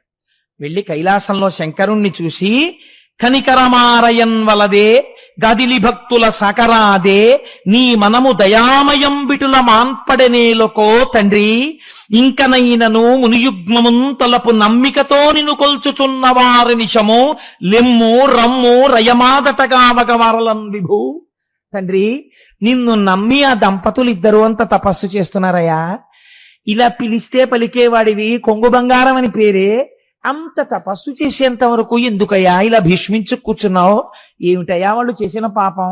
నీ పేరుకే ఇవాళ అపకీర్తి వస్తోంది. ఇలా పిలిస్తే పలికేవాడని నీకు పేరు. తల్లిదండ్రులు లోకమునకు జగత పితరవ్ వందే పార్వతీ పరమేశ్వరవ్ అని పేరు. నీ దయ ఏమైపోయిందయ్యా? వాళ్ళంతా పరితపించాలా? వాళ్ళు ఏమడిగారయ్యా? నిన్ను కొడుకుని అడిగారు, ఆ మాత్రం నువ్వు ఇవ్వలేవా? రా బయలుదేరి అన్నాడు. అనేటప్పటికీ వెంటనే ముందుట కదిలినది ఎవరో తెలుసా అండి? ఆయన్ని శివుణ్ణి చెయ్యాలి, అమ్మ అనుగ్రహం కదలాలి ముందు. అమ్మవారందిట ఒక్కసారి ఇలా చూసి, అనిన త్రిలోకమాత తన యాత్మపు పుల్ల వడంగ ఇట్లనెను వినుముని నే ప్రతిక్షణము వేడుచునుంటిని మహాత్ము అందనుడు జనించునట్లు వరదానము వారికి చేయుమంచు జాగును ఒనరించుచుండే మది గొంకుచునుంటిని నేను ఇట్టులను. అయ్యయ్యో నారదా, నేను రోజు ఈ మహాత్ముడికి చెప్తూనే ఉన్నా. ఇది ఒక చిత్రమైన మాట అండి. సాధారణంగా భార్య అంత పెద్ద మాట వేసేసి గౌరవించేసిందంటే హఠాత్తుగా ఆయన ఏదో పొరపాటు చేశారని గుర్తు. అదేంటి, ఇంట్లో గుమ్మడికాయ కుళ్ళిపోతుంది, కాసిన సీమ పచ్చిమిరపకాయలు పట్టరండి, ఏదో ఆ పండు మిరపళ్ళు పట్టరండి, ఒడియాలు పెడతానని చెప్పి ఇప్పటికి వారం రోజులు ఆ దిక్కుమాలిన గుమ్మడికాయ కుళ్ళిపోయేటట్టే ఉంది. మహాత్మా ఇవాళైనా తీసుకొస్తారా పండు మిరపకాయలు అందనుకోండి భార్య. పండు మిరపకాయలు తేవడానికి మహాత్మా అని పిలవక్కర్లేదు, వారం రోజులు చెప్పినా తానివాడా అని అన్యాపదేశం. కాబట్టి ఎంత సహజంగా పడిందో చూడండి అందులో. కాబట్టి ఆవిడంది, ఈ మహాత్ము నేను ప్రతిరోజు చెప్తున్నాను, మహాత్మా వెడదాం రండి అని. లేస్తేగా రండి ఇప్పటికైనా వెడదాం, వెళ్ళి వాళ్ళకి పిల్లల్ని ఇద్దాం అంది. ఇలా చెప్తే అఖిలాండేశ్వరి అయిన అమ్మవారు శివుడితో ఇలా చెప్పి శివుడితో అందిట తిన్నగా చూసిన నారదుడితో కదా ఈ మాట చెప్పింది. ఈయనకి రోజు చెప్తున్నాను కదలరు అని పోదము వేగ నవ్వనికి భూనిక నొక్క క్షణంబునేని కాలూది వసింప నిప్పుడి దయోన్నత లిమ్మిక రమ్ము నాదుపై నాదరముంపు భక్తుజనలందిటు జాలము సేయవెన్నడున్ మోదముతో ఇకన్ పయనమున్ ప్రకటింపుము నందికిమ్ముగన్. ఏమిటయా శంకరా అలా కూర్చుంటారేమిటి మీరు? అలా కూర్చోకూడదు. ఒక క్షణం ఆలస్యం చేయడానికి వీల్లేదు. మనం ఉత్తర క్షణం నందీశ్వరుడి మీద కూర్చుని ఉండాలి. మనం వెళ్ళిపోయి వాళ్ళ కన్నుల పండుగగా ఆ మారేడు వనంలో దిగాలి. చూసి పొంగిపోవాలి ఆ మృకండ మహర్షి. ఏం కావాలి అని అడుగుతారు మీరు. అడగగానే పుత్ర సంతానం అడుగుతాడు, ఇచ్చేసేయండి. ఇంకా మళ్ళీ ఏం మీనమేషాలు లెక్కెట్టకండి, పదండి అంది. అనేటప్పటికీ పరమశివుట్ట చూసి అయ్యయ్యో నేను మాత్రం కాదన్నానా ఈశ్వరి, దా అని నందీశ్వరుణ్ణి పిలిచి నందివాహనుడై గబగబా బయలుదేరి వచ్చేశాడు మారేడు వనానికి. తల్లిదండ్రులు ఎప్పుడైతే వెళ్తున్నారో వెనక గణపతి బయలుదేరాడు, సుబ్రహ్మణ్యుడు బయలుదేరాడు, ప్రమదగణాలు బయలుదేరాయి, నారదుడు బయలుదేరాడు, లోకపాలకులు బయలుదేరారు. తన వెంటన్ సిరిదచ్చి వెంటన వరోధవ్రాతమున్నట్టుగా అందరూ వచ్చేశారు.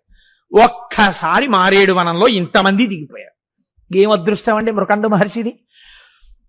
నిలబడిపోతే ఆయన కన్నులు విప్పి చూసి సాష్టాంగ దండ ప్రణామం చేసి స్తోత్రం చేసి శంకరుణ్ణి నిలబడ్డాడు.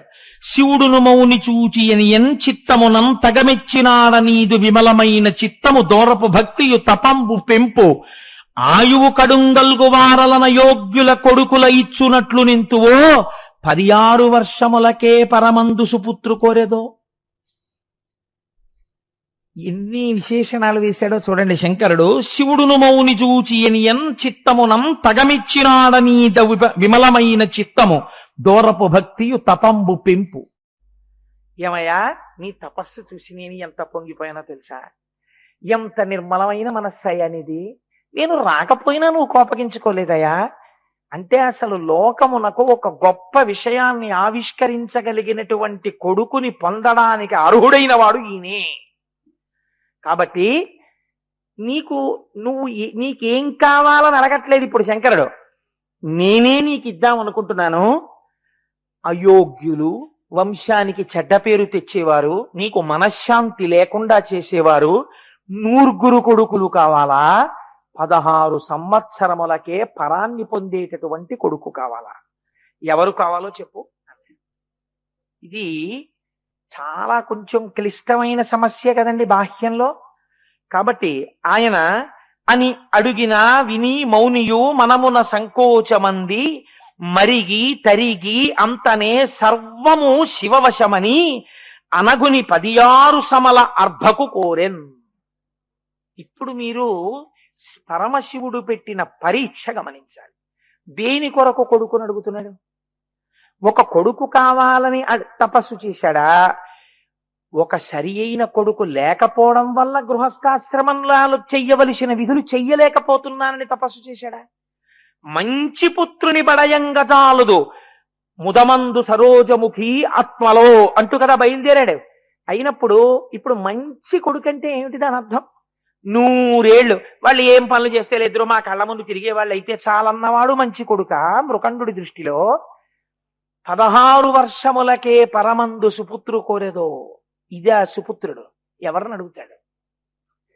ఈయన ఏ స్థాయిలో సమాధానం ఇస్తాడు చూశాడు. శంకరుడే కదండి. ఎంత గొప్ప పరీక్ష అండి. ఆయన కూడా మనస్సులో ఆలోచించాట.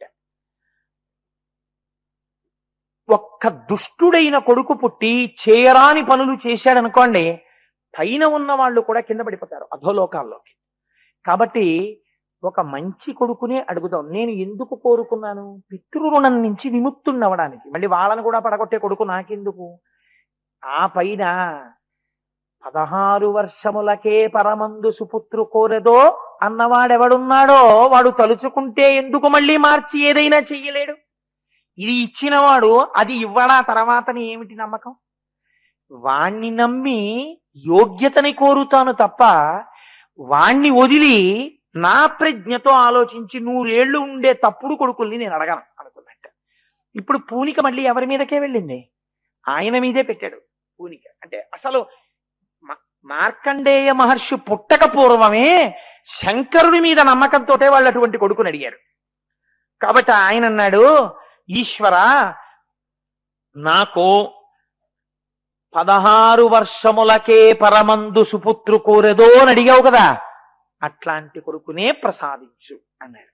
కానీ ఈ మాటలు అడిగిన తరువాత మరుద్వతి మాత్రం కొంచెం చిన్నబుచ్చుకుంది. ఎందుచేత? తల్లి ప్రేగే కదండి. పిల్లలు లేకపోవడం ఎంత కష్టమో, పుట్టినటువంటి పిల్లాడు చాలా యోగ్యుడై 16 ఏళ్లే బతుకుతాడని తిరగడం మరీ కష్టం. ఎందుకని? ఇప్పుడు పుత్రశోకాన్ని భరించవలసి వస్తుంది తర్వాత. కాబట్టి ఇప్పుడు అది తలుచుకోగానే ఆవిడ చాలా బెంగ పెట్టుకుందిట. బెంగ పెట్టుకున్నట్టుగా చూసిందిట. ఏమిటండి పరీక్ష అన్నట్టు. అంటే మృకండు అన్నట్ట భార్యతో, ఎప్పటి మేలప్పుడే శివుడి ఎప్పుడును కలడు మనకు ఇందుముఖి నీవప్పటి మాట తలంపకు ముప్పడును తోడుపడెడు అఖిలేశుడుగిన్. నువ్వు దేనికి బాధపడుతున్నావు? ఈ పిల్లాడికి 16 ఏళ్ళు వచ్చినప్పుడు జరగబోయే విషయం ఏదో ఉందని కదా నువ్వు బెంగెట్టుకుంటున్నావు. ఈశ్వరుడు ఎప్పుడూ ఉండేవాడా కాడా? ఈ పిల్లాడికి 16 ఏళ్ళు వస్తాయేమో కానీ వీడి వృద్ధిని వాడు చూస్తున్నాడు. వీడి కోసం మనం ఏడిచేట్టు వాడు చేస్తాడని నువ్వు అనుకుంటున్నావా? అప్పటికి ఎలా సాయపడాలో అప్పటికి అలా వాడు సాయపడతాడు. నీకెందుకు బెంగ? సాయపడేవాడు వాడుండగా ఎవడు నీకు బిడ్డల్నిచ్చాడో వాడే నీకు మళ్ళీ పుత్ర సంతానానికి ఆయుర్దాయం కూడా ఇస్తాడు. అంతేకాని ఇచ్చేవాడు లేడన్నప్పుడు ఏడవాలి. ఇచ్చేవాడు ఉన్నాడని లోకంలో నీకు పూనిక ఉన్న తర్వాత నువ్వు ఎందుకు ఏడుస్తావు? ఏడవకు. అప్పుడు ఆ కష్టం వచ్చే వేళకి మళ్ళీ వీడే వచ్చి రక్షిస్తాడు. సరేనా? బెంగెట్టుకోకరా అన్నాడు. అబ్బో ఈ మాట ఏదో చాలా బాగుందండో. ఇదండి పూనిక అంటే, ఇది భక్తి అంటే. చూసారా? ఇది గుండెలలో ఉన్నప్పుడు రక్షింపబడి తీరుతారంతే. కాబట్టి ఇప్పుడు ఏమైంది? ఇద్దరు ఇంటికి వెళ్ళిపోయారు. ఎంతో సంతోషంగా ఉన్నారు. భార్యతో ఒక మాట అన్నాడు, పలువురు కుమారకులు కుల పాంసనులు జనించి దీర్ఘాయువు నొందిన మంచిదగునే కులము సత్పుత్రుడొక్కడు కలిగనేని ఎల నభబంట్లు సన్నుతి నెగడు జగతి.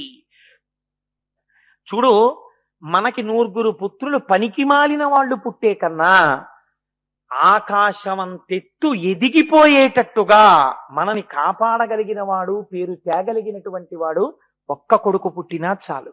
కాబట్టి నువ్వు బెంగ పెట్టుకోకు అని చెప్పి ఇద్దరూ సంతోషంగా ఇంటికి వెళ్ళిపోయారు. వెళ్ళిపోయిన తర్వాత వాళ్ళకి ఒక మంచి శుభ నక్షత్రంలో ఒక బిడ్డడు జన్మించాడు. పిన్నిధిని బడసిన ఎట్టి పేదలట్లు ఆ మృకండును తత్సతి అనవరతము ముద్దు కొమరిని గాంచుచు హద్దులేని అరుసమున ఓలలాడిరి అన్ని మరచి. కొన్నాళ్ళకి వాళ్ళకు ఒక చిన్న బిడ్డడు పుట్టాడు. వాడు పెద్దవాడు అవుతున్నాడు, పాకుతున్నాడు, బుడిబిడి అడుగులు వేస్తున్నాడు, అమ్మా అంటున్నాడు, నాన్న అంటున్నాడు. వాళ్ళిద్దరూ పొంగిపోయారు. పిన్నిధిని బడసిన పేదలట్లు. బాగా పేదవాడికి ₹1,00,00,000 లాటరీ తగిలితే ఇంకా జీవితాంతం ఎంత సంతోషిస్తాడో వాళ్ళు అలా సంతోషిస్తున్నారు. ఆ మృకండు తత్సతి అనవరతము ముద్దు కొమరిని కాంచుచు హద్దులేని అరుసమున ఓలలాడుచురు అన్ని విడచి ఆనందరసంలో మునిగిపోతున్నారు. ఆ మృకండు మహర్షి ఆయన భార్య ఆ పిల్లవాడిని చూస్తూ పరవశించిపోతున్నారు. ఇలా జరుగుతూ ఉండగా ఈ పిల్లవాడు రోజు రోజుకి దినదిన ప్రవర్ధమానం అవుతున్నాడు. ఆ పిల్లవాడికి యోగ్యమైనటువంటి వయస్సులో ఉపనయనం చేశారు, గురుకులానికి పంపించారు. వాడు చక్కగా వేదాల్ని, ఉపనిషత్తుల్ని అన్నింటినీ చాలా తక్కువ సమయంలో నేర్చేసుకున్నాడు. వాడు ఎంత అనుష్ఠాన బలం ఉన్నవాడు. ఇది ఉమానుగ్రహమును పొందుట, అఖిలాండేశ్వరి అనుగ్రహాన్ని పొందాడు. అనుష్ఠాన పర్యంతములోకి వచ్చింది ఆ పిల్లవాడికి. పెద్దవాడైన తర్వాత వచ్చిన భక్తి గొప్పది కాదండి. చిన్న పిల్లవాడిగా ఉండగా మార్కండేయుడి యొక్క జీవితాన్ని మీరు అవధరించండి.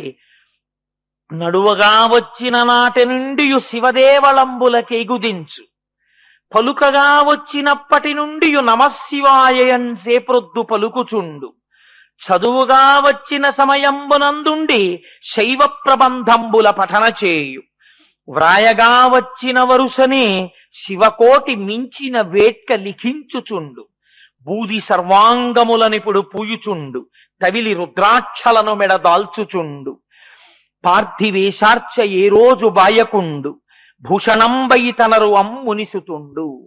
ఆ పిల్లవాడు రోజు రోజు ఎలా పెరుగుతున్నాడు? నడువగా వచ్చిన నాటి నుండి శివదేవళంబులకెగుచుండు. ఆ పిల్లవాడికి నడవడం వచ్చినప్పటి నుంచి వాడికి సంతోషం ఏమిటంటే, ఒక్కరోజు నాన్నగారు తీసుకెళ్లారు. వాడు ఆ బుడి అడుగులు వేసుకుంటూ శివాలయంలోకి వెళ్ళి ఆ శివుడికి దండం పెడుతుండేవాడు. ఎగిరి శివుడి యొక్క ఆ కొమ్ముల్లోంచి శివలింగ దర్శనం చేసి పొంగిపోతుండేవాడు. పలుకగా వచ్చినప్పటి నుండి నమశివాయన్సే ప్రొద్దు పలుకుచుండు.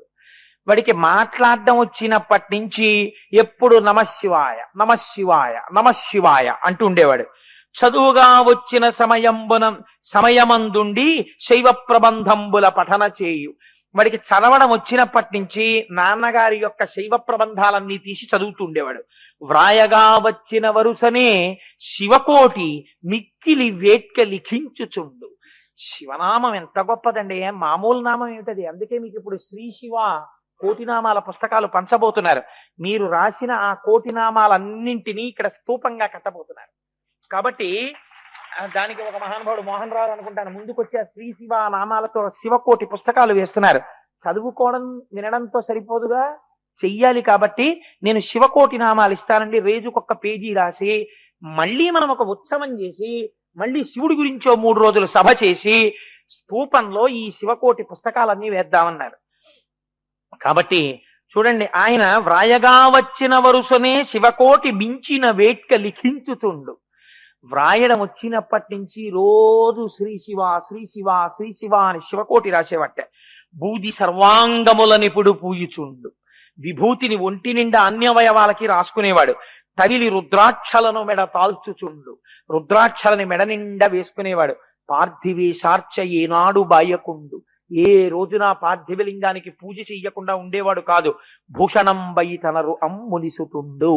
ఆయన ఒక పెద్ద భూషణమై లోకమంతటి చేత గౌరవింపబడుతున్నాడు. ఇలా ఉంటూ వేదములంతదంగముల వేగని నేర్చి శివాగమంబుల ఆదరమొప్పగా చదివి ఆరసి దర్శన జాలమంతయున్మీదట శైవతత్వమును మేల్మినిరింగి శివుండె సర్వసంపాదకుడంచులో తెలిసి పాయక కొల్చుచునుండె శంకరున్. శైవాగమాలన్నీ చదివాడు, ఉపనిషత్తులు చదివాడు, వేదాలు చదువుకున్నాడు. ఈ లోకమునందు శివుణ్ణి నమ్మిన వాడికి ఏ బెంగ లేదు. శివ అన్నవాడికి, శివనామం చెప్పిన వాడికి, శివ పూజ చేసిన వాడికి సర్వలోకైక ప్రభువైన శివానుగ్రహం కలిగి తీరుతుంది అని నమ్మాడు. నమ్మి ఎప్పుడు శివనామం చెప్తూ పరమ సంతోషంగా గడిపేస్తున్నాడు. ఇలా గడిపేస్తుండగా ఒకానొక నాడు నారద మహర్షి అక్కడికి వచ్చారు. నారద మహర్షి వచ్చి ఆ మృకండు మహర్షి యొక్క భార్యని చూశారు. నారద మహర్షి వచ్చారు, ఆయనకి అర్ఘ్యపాద్యాదులను సమర్పించారు. ఎంతో పొంగిపోయారు. పొంగిపోయిన తర్వాత చాలా బాగుంది, కానీ చాలా సంతోషంగా ఉంది, మీ ఇల్లు చూస్తుంటే ఎంత పొంగుగా ఉంది, మృకండుడా నీకు తగిన కుమారుడు లభించాడోయ్. కానీ ఒక్క విషయం మీకు జ్ఞాపకంలో ఉందా? ఈ పిల్లవాడికి 15వ సంవత్సరం వెళ్ళిపోయి 16వ సంవత్సరం వచ్చేసింది. 16వ సంవత్సరం కూడా కొద్ది రోజులలో పూర్తి అయిపోబోతోంది. 16వ సంవత్సరం పూర్తయిపోయిన పుట్టినరోజు నాడే ఉపద్రవం కూడా వచ్చేస్తుంది. ఇంత మనసు పెంచుకున్నారే, ఇంత మంచి పిల్లవాడే, ఇంత తల్లిదండ్రుల్ని సేవిస్తాడే, ఇంత శివభక్తుడే, ఇలాంటి పిల్లవాడికి ఏదైనా జరగరానిది జరిగిపోతే మీరు తట్టుకోగలరా? ఈ పిల్లవాడి ఆయుర్దాయం అయిపోతోంది కదా అని నారదుడు ఈ మాట చెప్పగానే మొట్టమొదట భూమి మీద పడిపోయి ఆవు దూడ కనపడకపోతే అంబారావం చేస్తూ పరిగెత్తినట్టు పిల్లాన్ని తలుచుకుని మార్కండేయా మార్కండేయా అని పిలుస్తూ ఆడుకుంటున్న పిల్లాడి దగ్గరికి పరిగెత్తి నేల మీద పడి పొర్లుతూ గుండెలు బాదుకుని మరుద్వతి ఏడుస్తోంది. కొద్ది రోజుల్లో వాడు వెళ్ళిపోతాడన్న సత్యాన్ని భరించలేక ఇంత తపోనిష్టాగరిష్ఠుడైనటువంటి మృకండు కూడా ఆ దుఃఖం మూర్చుకోలేక కింద పడి దొల్లి ఏడుస్తున్నాడు. ఇంతలో మార్కండేయుడు గబగబా లోపలికి వచ్చాడు. 16 సంవత్సరముల పిల్లవాడు. ఆయన అన్నాడు, ఎందుకు ఏడుస్తున్నారు మీరు అని అడిగాడు. కుందగనేల మీరిటులా కోమల చంద్ర ధరుండుండె భక్తులకు వందురనీక సాకునదెవాసి సుమి అల శూలపాణికే గందరగోళమున్గొనక గాదిలి పుత్రుడ పింపు పొంచు మున్ముందుగా పంపుడంత శుభముల్ సమకూరు తొలంగు అంగదల్. ఆయన వచ్చి, ఎందుకమ్మా ఏడుస్తున్నారు, ఏమవుతోందని ఏడుస్తున్నారమ్మా అని అడిగాడు. ఈ ఉన్న సత్యాన్ని వాళ్ళు ఎరుకలో పెట్టారు. ఆ పిల్లవాడి ముఖంలో మాత్రం ఏ విచారం లేకుండా అలా నిలబడి ఉన్నాడు నవ్వుతూ. ఇప్పుడు నారదుడు అన్నాడు, వాడి భక్తి, వాడి విశ్వాసం, వాడి ధృతి, వాడి ధైర్యం చూశారా? మీరు ఏ తపస్సు చేస్తే వాడు పుట్టాడో ఇప్పుడు వాడే తపించగలిగిన శక్తితో ఉన్నాడు. వాడే శివుడున్నాడు, రక్షించి తీరుతాడన్న పూనికతో ఉన్నాడు. కాబట్టి మీరు శివార్చనని పెంచండి, మీరు శివానుగ్రహానికి తపస్సు మొదలు పెట్టండి. మొట్టమొదట వీణ్ణి హిమాలయ పర్వత ప్రాంతాలకి పంపించి వీణ్ణి అక్కడ కూర్చోపెట్టి తపస్సు చేయమని చెప్పండి. ఏ శంకరుడు వీణ్ణిచ్చాడో ఆ శంకరుడే వాడిని రక్షిస్తాడో రక్షించాడో తెలిసిపోతుంది. ఇప్పుడు ఈ బరువు మీ మీద పెట్టుకోకండి, వాడి మీద పెట్టండి. ఆ గందరగోళం వాడి చూసుకుంటాడు. ఆయన మీద పెట్టండి, పిల్లాన్ని పంపండి. ఇప్పుడు ఎవరికి వచ్చిందండి పరీక్ష? భక్తుడికి రాలేదు, భగవంతుడికి వచ్చింది. అయితే ఈ పిల్లవాడు తట్టుకోగలడా? అంతటి ధృతితో వెళ్ళి తపస్సు చెయ్యగలడా అంటే ఆయన అన్నాడు, ఏటికి తల్లి తండ్రి ఇటు లేడుచుచునుంటిరి తద్విదంబు నాకేటికి చెప్పరైతి ఇక నేను చెప్పుడు అనుగ్రహించి చెట్పాతదియేయో దానిని దృఢంబుగా బాపి సుఖంబు కూర్తూ ఆరాటము బాయుడి మనకు రాజకిరీటి కలండు తోడుగన్. అసలు ఈ విషయం నాకు ఎందుకు చెప్పలేదు నాన్నగారండి? దీన్ని దాచిపెట్టి మీరు నాల నుంచి గుండెల్లో కుంపట ఎందుకు పెట్టుకున్నారు?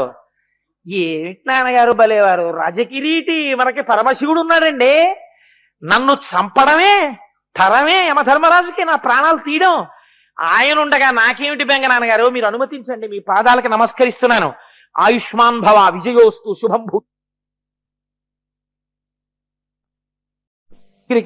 ఆ రాజకిరీటుడున్నాడు, బెంగ పెట్టుకోకండి. ఇదిగో నేను ఇప్పుడే బయలుదేరి వెడుతున్నాను, మీరు నాకు దీర్ఘాయుష్మంతుడనవాలని ఆశీర్వచనం చెయ్యండి అని చెప్పి ఆయన బయలుదేరి వెళ్ళడానికి ఇంతకి గొప్ప చేసి ఇటులెంతయును విలపింప చెల్లునే అంతయు చక్కనయ్య విడనాడు దైన్యము మన్యువేగమున్ శ్రాంతిని చెందుడిపుడే అల శంకరు గూర్చి తపింపపోయదన్ చింతల తీర్చి అఘనుడు సిద్ధి నొసంగు నొసంగు సౌఖ్యముల్. ఆ శంకరుడు గురించి తపస్సు చేస్తాను, ఆ మహానుభావుడు నాకు సిద్ధినిస్తాడు, సమస్తమైనటువంటి భోగాల్నిస్తాడు, ఐశ్వర్యాన్ని ఇస్తాడు, ఆయుర్దాయాన్ని ఇస్తాడు. మీరు బెంగ పెట్టుకోకండి నాన్నగారండి, మీరు కూడా శివారాధన చేయండి అని చెప్పి ఆ పిల్లవాడు వెళ్ళిపోయాడు. వెళ్ళిపోయి హిమాలయ పర్వత ప్రాంతమునందు ఒక శివలింగాన్ని తయారు చేసి దానికి ఒక చిన్న దేవళం లాంటిది, దేవాలయం లాంటిది ఒకటి నిర్మాణం చేసుకొని ఇట్లు దీవింపవారంత నెలమి చెంది మునికుమారుడు అవనికి జననికి జనకునకును మృక్కులనునర్చి శుభలగ్నమున ప్రయాణమును ఒనర్చి హిమాచలంబునకు చనియే. ఆ హిమాలయ పర్వతాల దగ్గరికి వెళ్ళి దేవాలయం కట్టుకుని అక్కడ కూర్చుని ఆయన తపస్సు మొదలుపెట్టాడు. అద్భుతమైనటువంటి తపస్సు చేస్తూ 3 వేళలా శివలింగాన్ని ఆరాధన చేస్తూ శతరిద్రియాన్ని పారాయణ చేస్తూ ఎప్పుడు శివలింగాన్నే నమ్మి ఆయన శంకరుడే ఇప్పుడు ఈ లింగ రూపమునందున్నాడు అని ఆ ఆరాధన చేస్తుండగా ఆయన ప్రాణములను ఉగ్గడించవలసినటువంటి సమయం ఆసన్నమైపోయింది. అక్కడ యమలోకంలో యమధర్మరాజు గారు దూతల్ని పిలిచారు. పిలిచి కాలుండుగ్రతరాత్ముడై అడరి మార్కండేయు హింసింపనా భీలాకారుల ఆత్మదూతల కడున్ భీష్మక్రియాధుర్యులం వైళంబారసి పంపవారలు మహావష్టంభమేపారగా బ్రూలేయాద్రి తటిన్ వసించు మునిరాడ్బాలున్ వడించెరుడు. దూతల్ని పిలిచి ఆ పిల్లవాడికి ఆయుర్దాయం అయిపోతుంది, మీరు వెంటనే పాశములు పట్టుకుని ఆ ప్రాంతాన్ని చేరండి, చేరి మార్కండేయుడి యొక్క ఆయుర్దాయాన్ని ఆ పాశముల చేత తీసి పట్టుకుని మళ్ళీ ఈ లోకాన్ని చేరండి అన్నాడు. ఆ దూతలు అక్కడికి వెళ్ళారు. ప్రాణోత్క్రమణము కావలసిన సమయం ఆసన్నమైంది. వాళ్ళు చిన్న దేవాలయం లాంటిది ఒకటి నిర్మాణం చేసుకుని అందులో కదండి ఒక ఏదో ఆకులతో కట్టుకున్నాడు ఆయన. లోపల శివలింగం దగ్గర కూర్చుని తదేక ధ్యానంతో శివారాధనం చేస్తున్నాడు. ఈ శివారాధనం చేస్తున్నటువంటి సమయంలో ఈ వచ్చినటువంటి యమదూతలు ఆయన మీద పాశం వెయ్యడం కోసమని ఒక్కసారి తొంగి లోపలికి చూశారు ఎక్కడున్నాడు అని. చూసి యముని దూతలు కాంచి సంయమి కుమారుడించుక చెలింపకాత్మ మహేశునంది తిరముగా నుంచి పూజ నంబురువు మీర సల్పుతుండగా వారలా చందమెరిగి లోపలికి చూసేటప్పటికీ అసలు ఏ విధమైనటువంటి కదలిక లేకుండా అలా పరమశివుడి మీద